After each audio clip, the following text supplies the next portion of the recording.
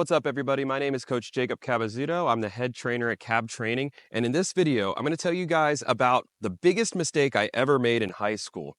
In high school, I was a pretty solid player, but I wasn't the greatest player I could possibly be. And in this video, I'm going to go over what mistake really plagued my high school career and how you guys can avoid it. So when I played high school football, I didn't play in my freshman year for the team. I played for a club team because I was young enough to play for a youth team rather than the freshman team. I did that just because I was going to be probably the fourth string running back on the freshman team because 75 guys came out and tried out for the team. So I played on a club team and I got 25 carries a game, got a lot of good work in, and I lifted with the team, and the guys saw how good my bench press was and how heavy I lifted, and they were like, dude, you need to be on the team with us. Like, what are you doing? And so obviously my end game was to join the team at some point. I had a 275 squat my freshman year, first time I maxed, 225 bench my first time I maxed. Like, I was in really good shape strength wise, and I ran a 4.65 hand timed 40-yard dash. So over the years throughout high school, my squat would go from 275 all the way close to 500 pounds, but my 40-yard dash time stayed relatively the same at around 4.65. So there were not a lot of huge improvements with my speed. My time in track stayed relatively the same. So there really wasn't a big progression from a speed and athletic performance standpoint, and even though my lifts kept going up. So my biggest mistake I made in high school was not translating all of the strength work that I did into actual on-field speed and performance. Now, if you're a high school athlete watching this, you're probably wondering, how do I avoid making this mistake? My maxes have been going up more.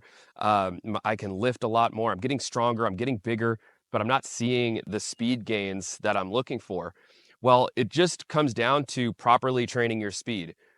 Back in high school, I thought, okay, the way I should train my speed is I need to go and run hills until I threw up. So I ran hills every single morning, 30, 40, 50 hills. And I was very good at endurance despite my asthma. I was able to run a lot. I was beating everybody in the conditioning drills, but I wasn't speed training properly to the point where I was getting those actual speed gains. So how do you speed train properly? Well, I know now that you only need to speed train 2 to 3 times per week, but at your speed training sessions, every rep matters. It's quality over quantity.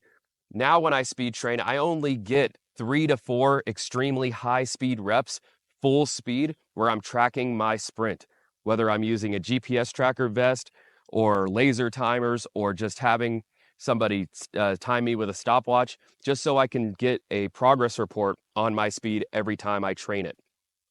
Then the next thing that you want to do to train your speed is to do plyometrics. I had a 19-inch vertical despite running a 4.6 40-yard dash. My vertical didn't go above 25 inches while I was in high school. And so what I want you guys to do is I want you guys to jump over hurdles. I want you guys to train your broad jump twice a week. That way you are translating that strength that you have.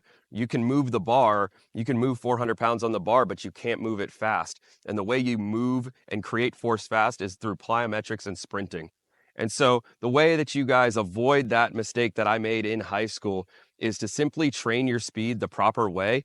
And you do that by watching a whole bunch of videos on this channel that preach very similar things, to where you get quality sprint reps 2 to 3 times per week.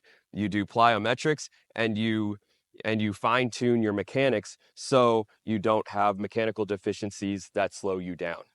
I hope this video helped. If you're a high school athlete that's looking to get faster, I would suggest that you subscribe to my channel, because I have all kinds of speed tips and drills for you guys to do. And if you guys have any questions, feel free to DM me on Instagram or TikTok. Thanks so much for watching, and let's get better today.